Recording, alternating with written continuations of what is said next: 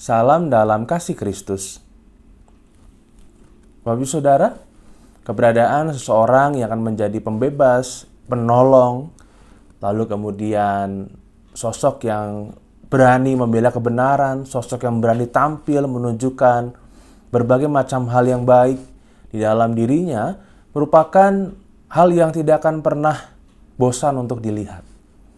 Bahkan dapat dikatakan kita selalu mengharapkan munculnya orang-orang seperti itu dalam berbagai macam hal yang kita alami.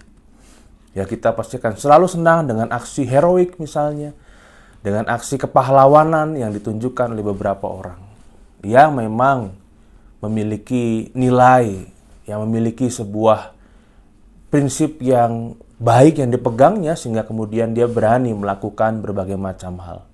Seperti bagaimana kita mungkin banyak yang menyenangi kisah-kisah atau film atau cerita tentang superhero. Tentang keberadaan orang yang punya kemampuan lebih, lalu kemudian kemampuan itu digunakannya untuk menolong orang banyak. Lalu ada saat di mana mungkin kita menantikannya.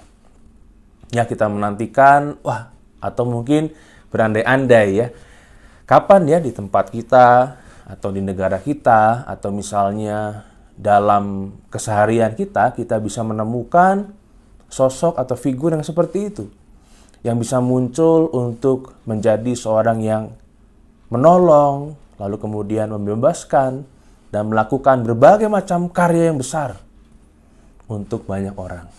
Ya, tentu itu menjadi satu bagian yang selalu akan dinantikan.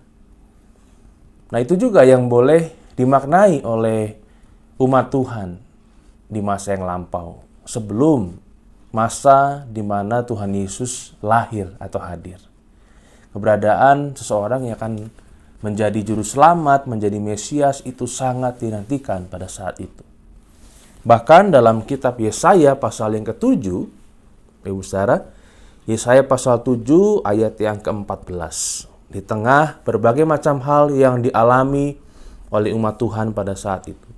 Ya, kitab Yesaya menuliskan tentang beberapa kejadian di mana bangsa Israel harus jatuh ke tangan bangsa lain, lalu kemudian menjalani hidup dalam pembuangan. Di situ mereka sudah dikabarkan tentang Immanuel. Yesaya pasal 7 ayat 14. Sebab itu Tuhan sendirilah yang akan memberikan kepadamu suatu pertanda. Sesungguhnya seorang perempuan muda mengandung dan akan melahirkan seorang anak laki-laki, dan ia akan menamakan dia Immanuel. Kita tahu arti dari Immanuel yang juga merujuk kepada pada saat Maria mengandung dan akan mengandung atau melahirkan seorang yang menjadi juru selamat dunia yang harus dinamai juga Immanuel, yang artinya Allah beserta kita. Apakah hal itu atau keyakinan tersebut saat ini masih ada di dalam kehidupan kita? Bahwa kita bukan menantikan seseorang akan muncul seperti sosok superhero tadi. Sosok penyelamat, pembebas, penolong dengan berbagai macam kemampuan yang besar luar biasa. Namun bagaimana kita sudah mengalami hal itu? Sudah menyaksikan hal itu di dalam kehidupan yang kita jalani. Bagaimana kita selama ini sudah melihatnya dalam sosok Kristus yang terus berkarya untuk kita. Sehingga keberadaan Sang Immanuel bukan lagi kita nantikan, tetapi karyanya, ya Tuhan Allah yang beserta kita dalam bentuk karya Kristus, Sang Immanuel itu, sampai saat ini sudah dan masih terus kita rasakan. Sehingga itulah yang kita yakini senantiasa memberikan kekuatan pada kita. Sang Immanuel mengingatkan kita bahwa apapun yang terjadi dalam kehidupan kita, Dia terus ada hadir dan berkarya. Apakah kita masih dan sudah terus memaknainya di dalam kehidupan kita? Mari kita berdoa. Kami bersyukur ya Tuhan, kalau kami boleh memaknai bagaimana karya Tuhan dalam kehidupan kami. Bagaimana karya Immanuel, Allah yang menyertai kami, itu telah kami rasakan dalam berbagai macam bentuk. Sehingga biarlah dalam kehidupan kami itu juga yang terus-menerus kami maknai dan kami imani. Terima kasih Tuhan, karena Engkau senantiasa menyertai dan memelihara kami.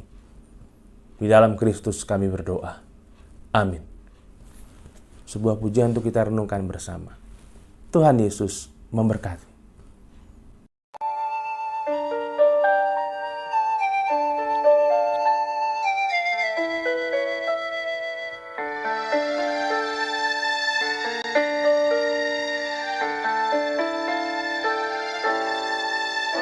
Oh, datanglah Immanuel,